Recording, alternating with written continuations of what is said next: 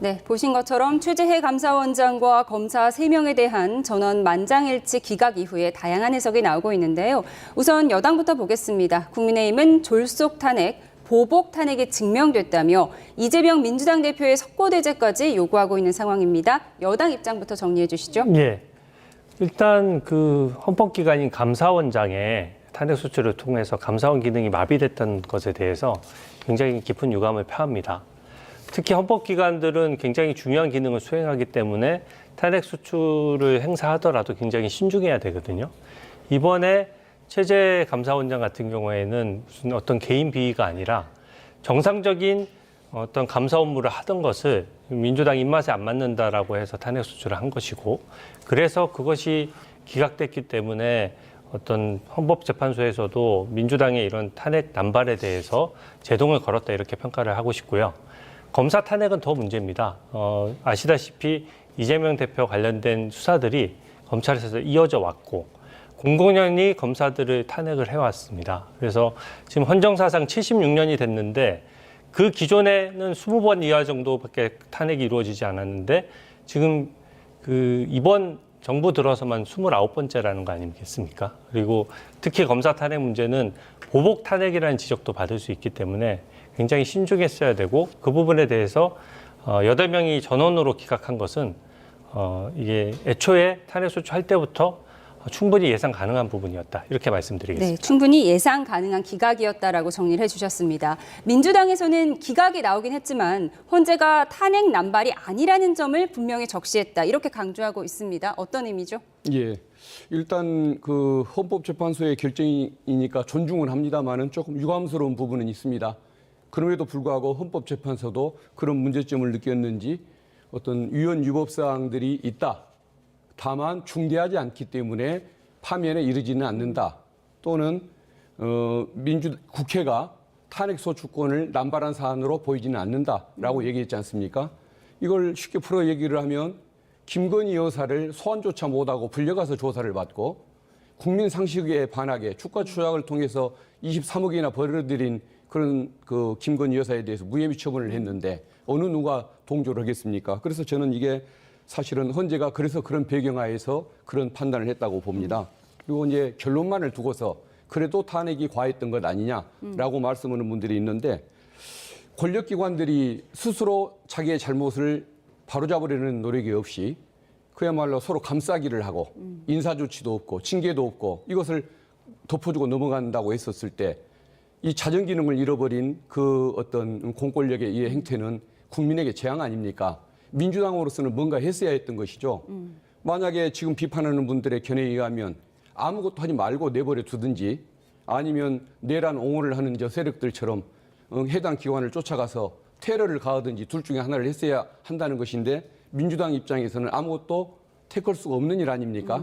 그래서 결국은 국회 권한을 통해서 할 수 있는 최선의 방법이 탄핵 소추였던 것이고, 그나마 민주당이 다수당이었기 때문에 그 정도 어떤 그 탄핵 그 소추 기능도 가능했다는 것, 그 점을 말씀을 드리고 싶습니다. 그러니까 민주당이 뭔가 했어야 했다라고 하셨는데 뭔가 했어야 했지만 탄핵 외에 다른 조치도 있지 않았겠냐, 이런 지적도 나오고 있잖아요. 입을 다무는 방법하고 그리고 그 내란 옹호당처럼 테러를 가하는 방법, 둘 중에 하나밖에는 없는 상황이었습니다. 근데 둘 다 택할 수는 없기 때문에 탄핵 소추를 했던 것이고, 이 탄핵 소추는 국민의 상식에 맞는 것이었지 결론이 지금 헌재에서 받아들이지 않았다고 해서 민주당이 틀렸던 것은 아닌 것입니다. 네, 탄핵 외에는 다른 카드가 없었다고 하셨는데 반박 있으십니까? 네, 일단 호칭부터 상대당에 대한 존중 차원에서 내란 옹호단 이런 표현은 적절하지 않고요.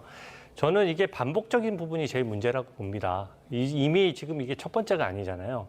저번에 이정석 검사에 대한 탄핵 소추도 그렇고 이진석 방통위원장에 대한 탄핵 소추도 그렇고 이게 줄줄이 기각되고 있다는 것이죠. 그리고 8건이나 연속으로 기각되는 것은 문제가 있습니다.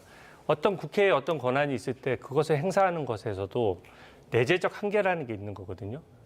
본인 권한 행사라고 마음대로 행사하다 보면 이 부분은 그 국정이 마비되고 그 해당 기관이 멈춰서게 되면 결국 피해는 고스란히 국민에게 전가되는 거 아니겠습니까? 특히 방통위 같은 경우에는 방송 외에도 통신에 굉장히 많은 현안들이 있기 때문에 그것이 탄핵 소추로 인해서 직무가 174일씩 중단됐던 부분에 대해서는 민주당이 좀 책임 있는 자세로 사과를 해야 될 사안으로 저는 생각하고 있습니다. 네, 사과를 해야 한다고 하셨는데 사과할 의향이 있으신가요? 22대 국회 들어서 탄핵을 남발했다고 하지만 제가 국회의원이 되고 나서 그 불법 비상계엄이 발동되기 전까지 22대 국회가 탄핵한 사람은 이진숙 한 명이었습니다. 그리고 21대 때 탄핵을 했다가 헌재가 그 탄핵을 기각했던 이정석 검사 아까 말씀하시는데 이정석 검사는 드디어 최근에 범죄가 밝혀져서 검찰도 기소를 했지 않습니까? 그래서 어떤 그 헌재의 형식적인 그 어떤 결론만 두고서 민주당이 잘못했다라고 판단하는 것은 동의하기가 어렵다는 점, 그 점을 말씀을 드리고 싶습니다. 예, 어제 기각 결과에 대해서 간단히 두 분의 입장을 정리를 해봤습니다. 감사원장과 검사 3명의 탄핵안은 비상계엄과는 관련은 없는 것이었습니다. 다만 그 영향이 대통령 탄핵 심판에 미칠 수 있을까, 이 부분에 관심이 집중되고 있는데 국민의힘에서는 어떻게 대통령 탄핵 심판에 긍정적인 신호가 될 수 있다, 이렇게 보세요? 네, 아무래도 영향을 미칠 수밖에 없습니다. 이게 탄핵 소추의 남발이 결국은 국정 마비를 가져왔다는 측면이 좀 부각될 수가 있고요. 또 민주당에서 계속해서 탄핵을 남발해 오고 이 탄핵의 사유가 되지 않는 것들도 많이 포함시키다 보니까 좀 무리하게 탄핵하는 측면이 있거든요. 그 점이 헌법재판관들이 봤을 때 좀 적정하지 않다 이렇게 볼 수 있고요. 저는 어떤 점에 주목하냐면 어제 그 탄핵을 기각하는 결정에 보면 탄핵 소추문에 나와 있지 않은 내용에 대해서는 판단하지 않는다는 문구가 4번이 등장합니다. 예. 그러니까 국회 탄핵 소추 대리인단에서 탄핵 소추문에 나와 있지 않은 내용을 자꾸 주장하니까 탄핵 소추문을 중심으로 판단을 해야 된다는 것이거든요. 근데 탄핵 소추문이라고 하는 것은 국회에서 탄핵 소추를 할 때부터 국회의원들이 그것을 보고 그 내용을 확인한 다음에 탄핵에 표결을 하는 것인데 대통령 탄핵 같은 경우에는 아시다시피 내란죄를 중간에 빼버렸습니다. 그러면 우리 국민의힘 안철수 의원조차 내가 만약에 탄핵 소추문을 봤을 때 내란죄가 빠져 있었다면 나는 그 찬성표를 던지지 않았을 것이다 라고까지 얘기를 하는 것이거든요. 그러면 헌법상 헌법기관인 국회의원들이 표결할 때 당시와 그 탄핵 소추문의 내용이 달라졌기 때문에 저희는 탄핵 소추에 있어서 당연히 국회의원들의 재의결을 받아야 된다. 탄핵 소추 대리인단이 임의로 탄핵 소추문을 바꿨다라고 하면 엄격한 절차적인 보장 차원에서 이것은 다시 각하되거나 새로 재의결을 받지 않는 한 무효가 된다 이렇게 보고 있습니다. 예, 탄핵 소추문에 나와 있지 않은 주장은 고려하지 않는다, 이 부분을 강조하셨습니다. 그래서 대통령 탄핵 심판에서 내란죄 행위 부분이 빠진 것, 그 부분을 강조하신 것 같은데요. 반박 있으세요? 내란죄와 내란 행위는 같은 내용입니다. 같은 내용인데 형사법상 표현이 내란죄고 헌법적인 측면에서의 표현이 내란 행위인 것입니다. 그래서 그런 그 표현을 가지고서 어떤 시비를 거는 것은 옳지가 않고, 그리고 그러니까 형법상의 내란죄를 뺀 부분에 대해서 이제 논란은 장기간 그리고 됐었어요. 뺐다는 것이 어떤 헌법재판소 결정문에 들어가 있는 내용을 국회 탄핵 소추 의결서 그 내용 중에서 한자도 고친 적이 없고 그대로 동일성이 유지가 되고 있습니다. 다만 헌법재판소에서 변론을 하는 과정에서 거기에 대해서 죄로 표현했느냐 내란 행위로 표현했느냐의 차이기 때문에 본질에 있어서는 아무런 차이가 나지 않는다는 점을 말씀을 드리고 싶고, 그리고 여기에 대해서 아까 결론까지도 예측을 묻는 의미셨던가요? 아닙니다. 아, 그건 아직 아니십니까? 네. 어쨌든 여기에 대해서는 그 결론에는 전혀 무관한 것이다. 서로 사안도 다르고 중대성도 다르고 또 증거의 어떤 정도에 있어서도 윤석열 그 파면 사건은 국민들이 직접 보고 들은 사건이기 때문에 비교할 수 있는 성질의 사건이 아니라는 점, 그 점을 말씀드리고 싶습니다. 여야 입장을 정리해봤습니다. 두 분 말씀하신 것처럼 이번 탄핵소추 기각이 윤 대통령의 탄핵 심판 선고에 미칠 영향을 두고 여야 모두 아전인수식 전망을 내놓고 있는데요. 오늘 아침 정치권의 목소리 듣고 오시죠. 저희들은 헌법상의 기관으로서 헌법적인 절차에 따라서 한 거기 때문에 그거는 평화로운 것이죠. 윤석열 탄핵 파면 선고가 거의 8대0으로 날 가능성을 훨씬 강화시켜준 그러한 결론이다. 국회의 그 탄핵 소추권 남발에 대해서 그것은 남발이 아니고 정당한 헌법 수호 목적의 탄핵 소추였다라는 요 지점은 대통령 탄핵하고 딱 떨어지는 일치하는 것입니다. 그런 측면에서 저는 8대0을 탄핵 파면 선고를 유지합니다. 졸속적으로 심판을 진행해 놓고 지금 2주가 지나서 선고도 못하고 있지 않습니까? 예. 이것은 상당한 문제가 있는 것이고 이렇게 해서 결과가 나온다면 납득할 수 없는 것이죠. 절차가 잘못됐으니까. 예. 저는 지금까지도 헌법재판소에서 절차적으로 이것이 문제가 있다라고 해서 나머지 한치도 진행되지 못하고 그것을 두고 논란을 벌이고 있을 예. 가능성도 있다고 봅니다. 그럼 네. 각하되겠죠. 네, 우선 국민의힘 김재원 전 최고위원은 절차적 문제 때문에 각하될 수 있다고 주장을 했습니다. 앞서 주 의원님 말씀과 동일한 의미인 것 같고 네. 또 나경원 의원이 지금 파면하면 안 된다, 각하해야 한다는 탄원서를 제출을 했는데 82명이 동의를 했다고 하죠. 네, 저도 동의했습니다. 예, 네. 그 내용을 좀 정리해 네, 주시죠. 저는 아까 탄핵소추문에 내란죄가 빠진 부분도 말씀을 드렸는데 민주당은 자꾸 내란죄와 내란 행위가 동일하다라고 말씀하시는데 그렇다면 반대로 왜 뺐습니까? 완전히 동일한 내용이라면 뺄 필요가 없었던 부분이고요. 그 내란죄를 뺀 부분만 문제를 삼는 것이 아닙니다. 기존에 헌법재판소는 단심제이기 때문에 어떤 절차를 진행하는 데 있어서 중간중간에는 헌법재판관들이 다수결로 결정을 하거든요. 하지만 헌법재판의 진행 과정에서 절차적 위반이 있다라고 하면 거기에 동의하지 않는 헌법재판관들은 각하 의견을 낼 수가 있는 겁니다. 근데 절차적 위반에 대해서 국민들께서 다 지켜보셨다시피 일단 반대 신문권이 제대로 보장이 안 됐고요.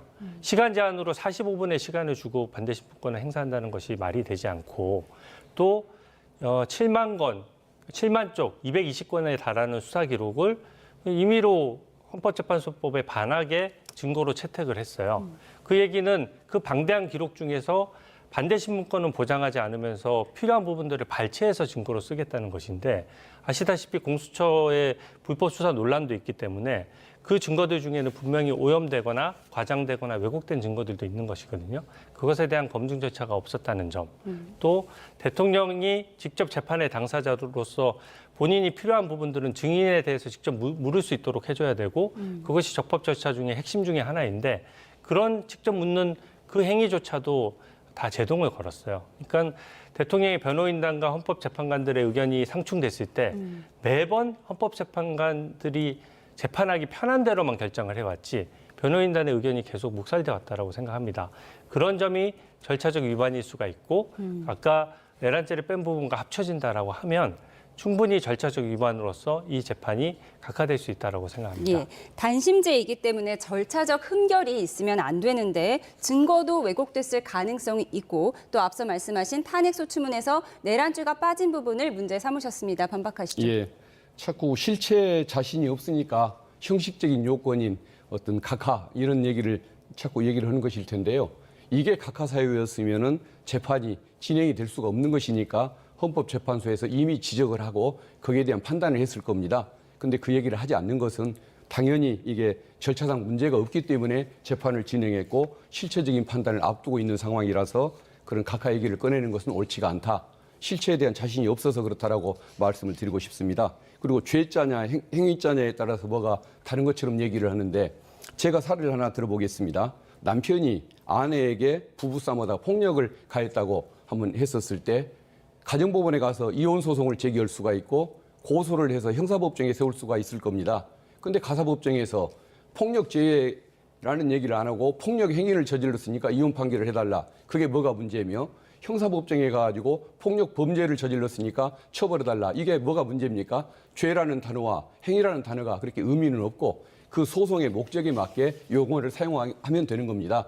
그리고 중요한 것은 국회의 탄핵소추 의결서에서 한자도 바꾼 것이 없고 그 변론을 그런 용어로 진행했을 뿐이라는 것, 그 점을 말씀드립니다. 그래서 이것은 시비 거는 것 자체가 실체에 자신이 없기 때문이다.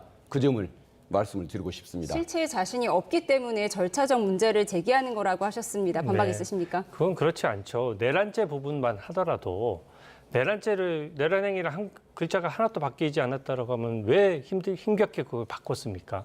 내란죄가 성립하려고 하면은요, 여러 가지 법률상 요건과 해석이 따라야 되는 것입니다. 비상계엄 이퀄 내란이다. 그런 논리는 성립하지 않죠. 그리고 자꾸 내란죄가 이미 성립한 것처럼 단정을 하시는데 우리 형사재판에서는 엄연히 무죄 추정의 원칙이 있고 이재명 대표도 거기에 지금 기대서 계속 무죄 추정 원칙을 하면서 5개 재판을 끌어오고 있는 상황이지 않습니까? 그런 상황 하에서 내란죄만 유독 무죄 추정을 안 받는다라고 할 수 없는 것이고요. 실체적인 부분도 그렇습니다. 지금 현재 충실한 재판이 되기 위해서는 증인을 충분히 불러봐야 되거든요. 근데 홍장원 국정원 1차장 또 곽종근 특전사령관 같은 경우에도 사전에 민주당 의원들이 접촉하면서 특히 곽종근 특전사령관 같은 경우에는 지인들한테 나를 내란죄로 엮겠단다라고 하면서 호소하는 녹취록까지 나왔어요. 실제 녹음 육성까지 나온 거거든요. 그렇다라고 하면 핵심 증인들의 증언이 오염되고 미리 민주당 의원들이 접촉했다라고 하면 이 재판을 조금 더 충실히 해서 그 사람들의 증언을 검증하는 절차가 있어야 되는데 홍장원은 겨우 45분씩 2번 불러봤을 뿐이고요. 그다음에 곽종근 특정사령관은 한 번 불렀을 뿐 이 의혹이 새로 제기됐는데도 다시 안 부르고 있다는 것이죠. 그래서 이 실체를 판단하는 데 있어서도 증거가 많이 모자란 상황이다. 더 재판을 해야 될 수 있다. 이런 점을 지적합니다. 그러면 대통령 복귀를 바라는 여당 의원 측에서는 네. 기각보다는 각하에 더 무게를 두고 있는 건가요? 더 기대를 하는 건가요? 네, 근데 증거가 오염됐을 때 2가지 다 가능한 것입니다. 증거에 절차적인 위반이 있으면 각하 처분이 가능한 것이고요. 그 오염된 증거들을 다 걷어냈을 때 실체적인 사실관계가 제대로 규명이 안 되면 기각이 될 수 있는 것이어서 각하나 기각은 법률상의 좀 효력은 다르지만 궁극적으로는 둘 다 대통령이 직무에 복귀하고 탄핵이 인용되지 않는다는 측면에서는 별다른 차이가 없다라고 생각합니다. 예, 기각 또는 각하를 바라는 여당 의원의 목소리를 들어봤는데요. 민주당 쪽에서는 8대0 인용 가능성을 말하는데 박범계 의원의 목소리도 들어봤습니다. 그러면서 박범계 의원이 오늘 이런 얘기를 했어요. 적법한 탄핵은 평화로운 것이다. 이런 발언을 했는데 어떤 의미로 봐야 할까요? 적법한 탄핵은 평화로운 것이다. 그 부분은 결국은 어떤 헌재가 어떤 결론을 내리느냐에 따라서 나라가 절단날 것처럼 걱정하는 분들이 있습니다. 그런데 탄핵 인용 결정, 파면을 인용하는 결정을 내리게 된다면 그 결정은 적법한 것이고 또 국민 상식을 가진 국민들의 의사에 부합하는 것이고 또 그에 따라서 대선 절차가 치루어지면서 대선 모드로 들어가기 때문에 세상이 바로 조용해지고 고요해진다. 평화를 회복한다. 그러나 이제 기각했을 때는 전혀 반대의 상황이 올 텐데 그런 상황을 아마 빗대서 하시는 말씀이 아닌가 싶고 그리고 주진우 의원님 말씀한 것 중에 보면 내란 죄냐 행위냐 증언의 시간이 어떻다 그다음에 또 증인들을 민주당 의원들이 만나서 진실을 얘기해달라고 요구한 걸 가지고 회유니 많이 이런 식의 얘기를 하는데 저런 식으로 모든 것을 실체와 관련 없는 그 투집들을 잡다 보니까 지금 헌재가 하나하나 다 판단해 주느라고 아마 평의 절차가 늦어지는 것 같은데 결국은 진실은 분명한 것이니까 8대0의 파면 결정은 분명히 나올 것입니다. 왜 그러냐면은 헌법재판관들이 여기에 대해서 기각 결정문을 쓰려고 해도 왜 기각을 해야 하는지 펜대가 나가지 않아서 그 결정문을 쓸 수가 없는 것이라 결론은 명백하게 국민 상식에 맞게 나올 거라는 점, 그 점을 좀 말씀을 드리고 싶습니다. 기각 결정문을 쓰려고 해도 써지지가 않을 거라고 하셨는데 반박 있으십니까? 이진수 방통위원장부터 해서 다른 현재 기각됐던 모든 탄핵 소추를 얘기할 때 민주당 의원들은 다 똑같이 말씀하셨습니다. 충분한 탄핵 사유가 되고 충분한 파면 사유가 되고 입증할 증거도 충분하다. 하지만 결과는 어땠습니까? 8대0인 기각이 계속 반복되고 있습니다. 여기서 그치는 게 아니에요. 한덕수 권한대행에 대한 탄핵 소추 결정도 남아 있고요. 또 법무부 장관, 박성재 법무부 장관에 대한 것도 변론을 한 번만 열고 나면 또 탄핵이 기각될 것이 뻔합니다. 그런 상황이기 때문에 그렇게 일방적으로 8대0을 자신할 문제는 저는 전혀 아니라고 생각하고 8대0을 자신할 문제는 아니다라고 정리하셨습니다. 이런 가운데 국민의힘이 탄핵이 기각되면 탄핵 심판 비용을 탄핵 소추안을 발의한 측에서 부담하도록 하는 특별법을 당론으로 발의했다고 하는데요. 좀 오래전에 발의한 거죠? 예, 제가 대표 발의한 법안인데요. 예. 국민의힘 차원에서 당론으로 발의했습니다. 이게 당리당략적인 것이라기보다 이것이 통과되면은 어쨌든 민주당이든 국민의힘이든 앞으로 계속 이 법안에 적용을 받는 것인데요. 궁극적으로는 국민을 위해서 탄핵소추가 남용돼서는 안 된다는 것입니다. 특히 이번에 탄핵소추하면서 벌써 비용이 4억 6천만 원이나 지급이 됐거든요. 네, 장동혁 의원실에서는 자료를 말씀하시는 거죠? 예, 맞습니다. 4억 6천만 원이 탄핵소추 대리인단의 변호인들에게 또 지급이 됐고요. 또 어디 그뿐입니까? 탄핵소추가 되면 그 공무원들, 그 국무위원들에 대해서 월급은 나가면서 실제 일을 못하게 하는 것이거든요. 거기에 또 덧대서 그분 개인들도 자기가 직무를 다시 수행하기 위해서 개인의 또 변호사 비용을 지급해야 되기 때문에 각종 비용이 엄청나게 늘어나게 됩니다. 예. 그러면 국민 혈세가 낭비되고 성실히 일하는 공무원들이 탄핵으로 인해서 불이익을 입는다면 그 부분은 국가가 보전할 필요가 있다. 특히 민주당이든 국민의힘이든 그 정부로부터 또 국민 혈세로부터 보전을 받거든요. 비용 일부를 보전받기 때문에 그 부분에 대해서는 남용돼서 비용이 낭비됐을 경우에는 그만한 비용을 공제할 필요가 있다. 예. 그래서 그 비용을 탄핵소추를 남발한 정당이 부담하도록 하면 아마 좀 합리적인 범위 내에서 탄핵소추가 이루어지지 않을까 그렇게 생각합니다. 예, 네. 탄핵을 소추한 국회 측은 사실 국민 세금으로 변호사 비용을 충당하고 탄핵 소추 당한 국무위원들은 본인의 개인 돈으로 변호사 비용을 내야 하기 때문에 이 부분이 좀 비합리적이다. 기각됐을 경우 억울할 수도 있다. 이런 내용을 정리를 해주신 것 같습니다. 그런데 얼마 전에 저희 YTN에 출연한 민주당 의원께서도 이 부분에 있어서는 나중에 기각된 다음에 어떤 탄핵 소추당한 공무원들의 경우에 변호사 비용을 어느 정도 국회에서 충당해 줄 수도 있다. 이런 부분 한번 논의해봐야 한다는 취지의 말씀을 하셨거든요. 어떻게 보세요? 그분이 어떤 취지에서 그런 말씀을 했는지 저는 전후 상황을 지켜보지 못해서 섣불리 판단하기는 비슷한 어렵습니다. 내용이었습니다. 그런데 다만 제가 말씀드리고 싶은 것은 국회의원이 적법한 행위, 헌법 절차에 따른 적법한 행위를 했는데 그걸 가지고 예산 문제를 타다는 것은 옳지가 않다고 봅니다. 오히려 내란 수계가 내란을 일으켰을 때 비상계엄 해제를 방해를 하거나 또 법관의 영장을 집행하려고 하는데 거기 가서 그 집행을 방해를 하는 발언을 했거나 또 이 폭도들이 법원을 침공을 해서 테러를 가할 때 그걸 부추겼던 그 의원들 있지 않습니까? 헌정 질서를 파괴하는 그 국회의원들 세비부터 반납받는 절차를 만약에 국힘에서 추진한다면 저도 아까 그 문제에 대해서 긍정적으로 한번 검토해볼 뜻이 있습니다. 예. 헌법재판소가 최우선적으로 심리하겠다고 했던 윤 대통령 탄핵 심판의 결론. 당초에 오늘 나올 것이다 이런 추측도 많았는데요. 아직 안개 속입니다. 8대 0이다, 6대 2다, 5대 3이다 뭐 여러 정보지도 돌고 있는 것 같지만 사실 아무것도 정해진 건 없는 거잖아요. 지금은 평의가 어느 단계에 이른 것으로 보이세요? 네, 일반적인 절차를 먼저 말씀드리면 이제 지금은 그 쟁점별로 평의를 계속 이어가고 있는 상황이고요. 평의가 좀 늘어나는 것은 그 대통령의 구속 취소 과정에서 공수처의 불법 수사 부분이 문제가 됐기 때문입니다. 그 공수처의 불법 수사 부분이 문제되면 결국 공수처가 직접 수사했던 증거들, 또 그 증거를 토대로 파생된 증거들에 대해서도 원래 어떤 사실관계를 입증할 수 있는 증거로 사용할 수가 없거든요. 그러면 헌법재판소에서 많은 기록들을 가져갔는데 그 기록들 중에 오염된 증거가 얼마나 될 것이냐. 이 부분은 적법 절차에서 가장 핵심적인 부분이기 때문에 반드시 걷어내야 되고요. 그럼 비단 대통령 재판뿐만 아니라 일반 국민들이 받는 재판도 마찬가지입니다. 그래서 그런 절차를 다 꼼꼼히 거쳐야 되기 때문에 늦어지는 것이고요. 평의가 다 끝나고 나면 평결이라는 걸 합니다. 그때는 선고 직전에 하는데요. 평결을 하게 되면 그때서야 내가 기각 의견이다, 각하 의견이다, 인용 의견이다는 걸 최초로 밝히게 되는 것입니다. 그래서 아직까지는 어떻게 보면 안개 속에 있는 것이고요. 네. 다만 절차적인 우리 헌법재판소가 헌법 정신을 지키는데 가장 그 태도에 있는 기관인 거거든요. 그래서 우리 헌법 정신의 가장 핵심은 절차적 정의이기 때문에 절차적 정의를 바로 잡아주고 엄격하게 해석하고 국민 관점에서 판단해주는 헌법재판소가 됐으면 좋겠습니다. 예.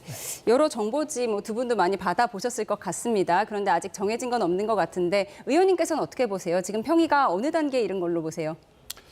지금 아마 최종 결론을 내리지를 못했기 때문에 선고가 늦어지지 않을까 싶긴 한데 이제 걱정하는 것은 신중하게 하는 그 과정에서 늦어지는 것이냐 혹시라도 합의에 이르는 과정에서 뭐 의견 대립이 있어서 늦어지는 것이냐. 그 부분 놓고 여러 이걸, 갑론을박이 있더라고요. 국민들께서 이제 걱정을 하실 텐데 걱정하는 심정은 제가 알겠습니다만은 아마 아까 주진우 의원님 말씀하시는 것처럼 그 어떤 그 피청구인 쪽 변호인들이 온갖 주장을 다 하고 죄냐 횡이냐 뭐 시간이 어떻다, 뭐 발언 시간을 제한을 했다, 누가 만났다, 모든 것을 다 시비를 걸다 보니까 하나하나를 다 극복하고 합의를 이루어가는 과정에서 시간이 걸릴 거라는 생각이 좀 듭니다. 그래서 그런 그 뭐 절차가 늦어지는 것은 그 때문일 것이고, 다만 결론은 아까 말씀드린 것처럼 30년간 법관 생활을 해왔던 헌법재판관들이 자기의 명예가 있는데 내란 수괴로 하여금 대통령직에 복귀를 해서 대통령을 계속해라, 군을 계속 통수하라, 이런 결정은 내릴 수가 없기 때문에 반드시 8대0 결정이 나올 수밖에 없다.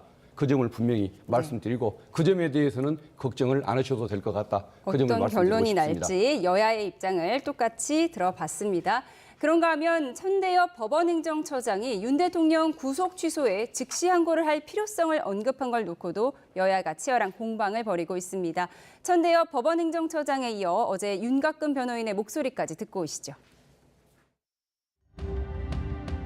검찰에서도 이제 계속해서 그 재판부의 결정에도 불구하고 일수로 계산하겠다라고 하고 있는 굉장히 혼란스러운 상황이 앞으로 좀 지속될 수밖에 없기 때문에 저희들은 이제 그 재판부, 취소결정 재판부의 입장처럼 이 부분에 대해서는 즉시 항고를 통해서 상급심의 판단을 받는 것이 좀 필요하다라는 생각은 가지고 있습니다.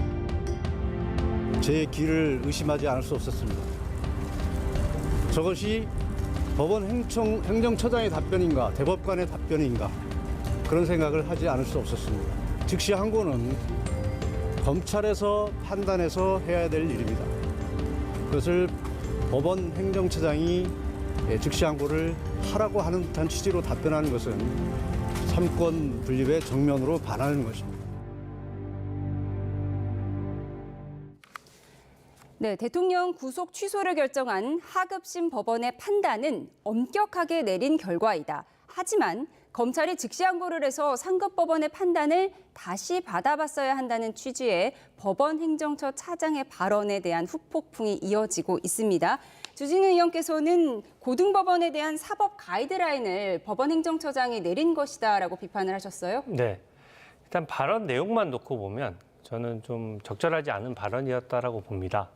왜냐하면 이게 지금 대법관, 특히 법원을 대표하는 사법부 신뢰의 핵심은 판결로서 얘기하는 것이지 어떤 행정적인 발언은 최소화해야 되는 것이거든요. 근데 지금 특히 법무검찰에 관련된 업무에 대해서 즉시 항고의 취지는 어떻든지 간에 즉시 항고를 해야 된다는 취지로 해석될 수 있는 발언을 했다는 점에서는 저는 실언이라고 보고요.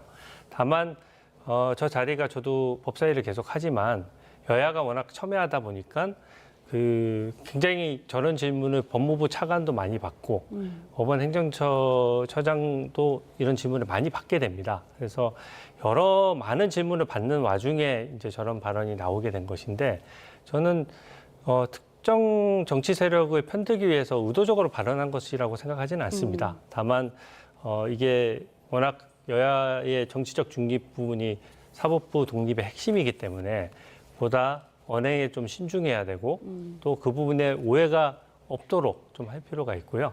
그런 면에서 어제 그 검찰총장이 즉시 항고를 하지 않는 걸로 방침을 정한 것은 저는 타당했다고 봅니다. 한번 결정을 했는데 정치권에서 얘기한다라고 해서 그 결정을 쉽게 바꾼다라고 하면 이제 앞으로 그게 선례가 돼서 어떤 결정이 있다 하더라도 각 정당에서 압박을 하려고 할 것이거든요. 그래서 검찰이든 법원이든 이 부분에 정치적 중립이 가장 법치주의의 핵심이기 때문에 저는 그 부분에 대해서 즉시 항고 포기는 적절했다라고 보고요.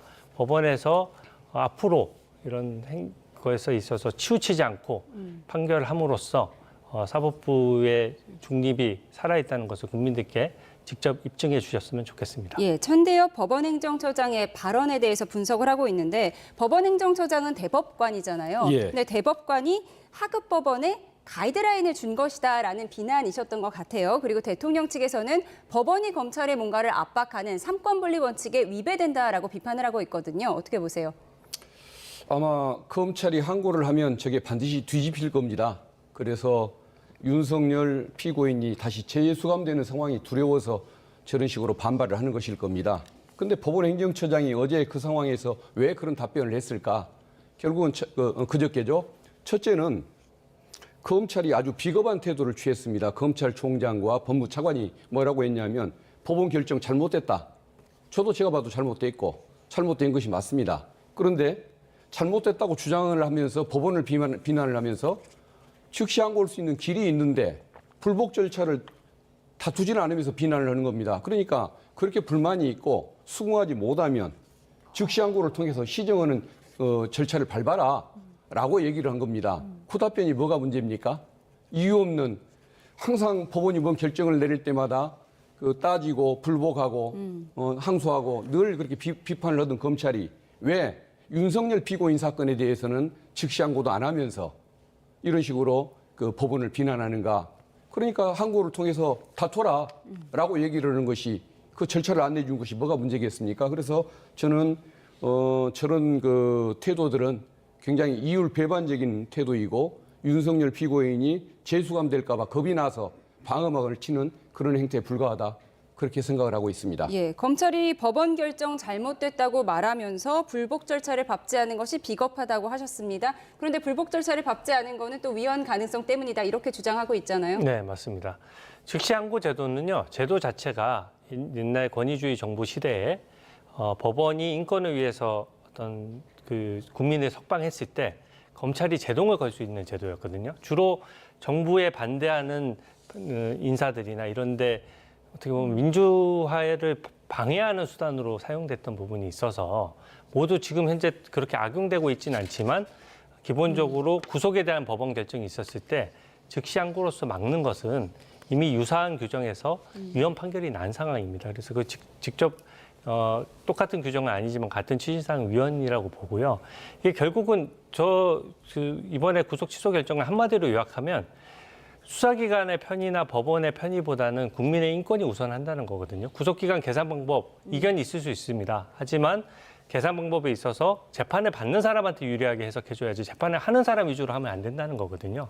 그런 면에서 인권 면에서 진일보한 결정이기 때문에 법원의 상급심의 판단을 받더라도 인권에 보장하는 판결이 후퇴하지는 않거든요. 그런 면에서 결론이 달라질 것은 없지만 또다시 절차적 위험에 노출하는 거지 않습니까? 불법 수사로 인해서 불법 구금이 됐는데 또다시 절차적 위험에 노출시킨다고 하는 것은 인권 보장 차원에서도 바람직하지 않기 때문에 저는 이번 결정이 다 타당했다라고 생각합니다. 예, 위헌 가능성이 있어 항고를 포기한 부분 정리를 해주셨습니다.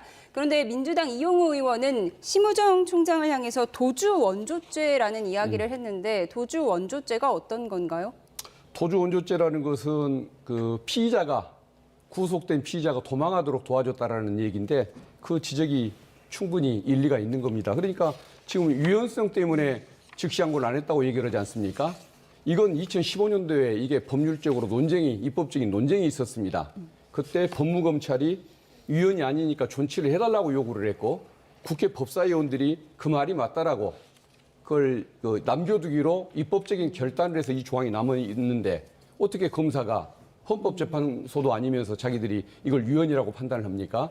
그 태도가 분수를 넘는 짓이라는 것을 말씀드리고 싶고 또 하나는 이 구속 취소 결정에 대해서 즉시 항고를 해서 신병 석방 후 즉시 항고를 하거나 바로 풀어주지 않고 즉시 항고를 해서 법원이 받아들인 사례가 7건이 지금 발견이 되고 있습니다. 그러면 그 당시에 검사, 그 당시에 판사 이 사람들은 그러면은 어떤 헌법을 어기고 위헌적인 일을 했던 사람입니까? 그래서 잘못된 거죠. 그래서 윤석열 피고인을 봐주기 위해서 이런 법률적인 술수를 부리는 저 사람들이 도주 원죄죄라는 평가를 받을 만하다.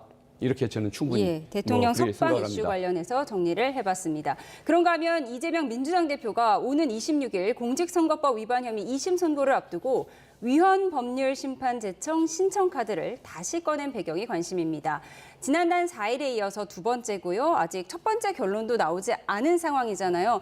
두 번째로 하면서 같은 항목에 대해서 지금 문제를 제기한 거죠. 예. 어떤 차이가 있는 건가요? 일단은 제가 내용을 직접 보지를 않는 입장이라 정확히는 모릅니다만은 일단은 모든 행위를 어떤 규율의 대상으로 놓는 것 이게 타당하느냐. 그다음에 두 번째는 어떤 발언에 있어서 직접 하지도 않은 발언을 의미를 캐내서 유죄라고 하거나 그다음 직접 하지도 않은 발언을 앞뒤 꼬리 다 자르고 두 개를 편집을 해서 새로운 언어를 창조를 해가지고 유죄를 하는 이런 해석 방식이 헌법에 합쳐는 거냐. 이 부분을 가지고서 아마 문제를 제기하는 것이고. 공직선거법 관련 그래픽이 있는데 좀 준비를 해주시죠. 예, 말씀하세요. 예. 그런 이런 신청을 했다고 해서 재판 절차가 중단이 되지가 않습니다. 혹시라도 판사가 보기에도 위헌이라고 판단되면 그때 헌법재판소에 위헌 제청을 하면 되는 것이고 아니면 재판을 진행하면 되는 겁니다. 그래서 이런 부분에 대한 의문의 여지가 있으니까 그 위헌적인 측면을 살펴달라고 요구하는 것이고 그것을 받아들일지 말지는 법원이 판단하면 되는 것일 뿐 재판 지연과는 상관이 없다는 점, 예. 그 점을 말씀을 드리고 저희가 싶습니다. 그래픽으로 정리했는데 주 의원께서도 이 부분에 대해서 많이 발언하셨잖아요. 네. 이건 누가 보더라도 재판에 끌려는 꼼수로밖에 해석될 수밖에 없는 부분입니다. 지금 행위와 허위 사실 부분에 대한 판단을 요청한 것 같아요. 예. 이게 지금 이제 고 김문기 씨를 알았다 몰랐다고 하는 게 이제 마음속의 내심의 의사니까 행위는 아니다. 이렇게 지금 표현을 하고 있다 보니까 행위 부분을 이제 헌법 여부를 다투는 거고요. 허위 사실은 이게 지금 모든 국회의원들뿐만 아니라 선거에 출마하는 모든 사람들을 규율하고 있고 수십 년간 변함이 없던 규정인데 저 규정 자체가 위헌이라고 하는 게 말이 안 되거든요. 하나만 지적을 해보면 분명합니다.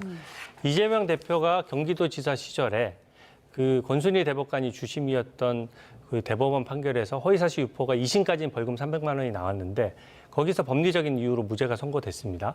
그때도 역시 위헌법률 심판 제청 신청 카드를 똑같은 규정에 대해서 똑같이 규정을 해서 이미 기각이 된 바 있어요.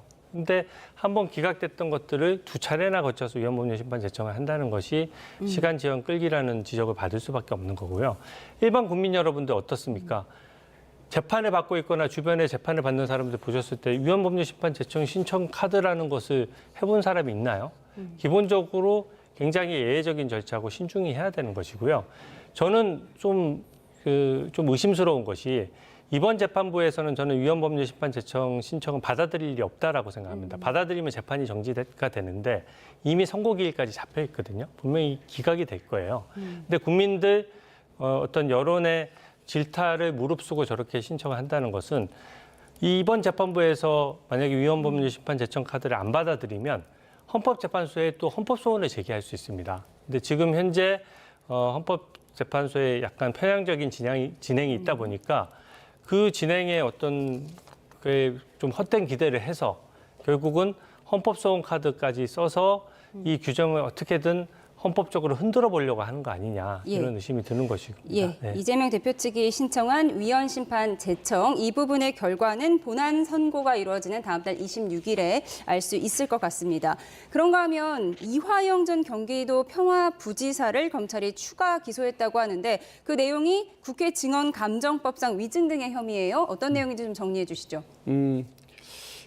아마 연어 파티를 연어수 통한 파티가 있었다고? 진술해유 예. 노력이 있었느냐 없었느냐 이게 아마 쟁점이었던 그런 사건으로 알고 있습니다. 그런데 이 부분에 대해서는 검찰이 기소했다고 하지만 저는 그 조치를 찬성을 하질 않습니다. 위증 등의 혐의네요. 예, 그렇죠. 왜 그러냐면은 연어 파티를 있었다고 이화영 지사가 주장했던 날 그게 제가 보니까 틀린 것 같습니다. 사실은 거의 한 달 전쯤의 일인데 사후의 기억을 토대로 메모를 남기다 보니까 날짜가 틀렸던 것 같은데 그 날짜에는 그런 일이 없었다고 하지만은 사실은 연어 파티나 진술 회유 세미나는 분명히 있었다는 게 제 생각입니다. 왜 그러냐면 쌍방울 법인의 카드가 법원 앞에 있는 검찰청 앞에 있는 연어 횟집이라든가 소고기집, 생고기를 구입했던 여러 가지 구입했던 자료가 나오고 있습니다. 그리고 이화영 부지사나 김성태를 수도 없이 검찰청에서 100번도 넘게 소환을 했고 그러나 막상 조서가 작성된 것은 20번도 되지가 않습니다. 그러면 그 시간에 뭘 했겠습니까? 결국은 연어 파티를 했고 또 그 시간에 진술을 회유를 했고 진술 압박을 했다라는 이화영 부지사의 주장이 맞다는 것을 뒷받침하는 것이겠죠. 단지 기억에 반하게 날짜가 틀렸다는 것을 가지고 위증죄로 기소했다는 것, 이것은 무죄가 나올 수밖에 없을 것입니다. 예, 날짜가 달랐지만 회유 시도가 있었던 것 같다. 같다가 아니라 분명합니다. 분명하다. 예. 그리고 그래서 위증이 성립하지 않을 것이다라는 민주당 예. 쪽 의견으로 정리를 했습니다.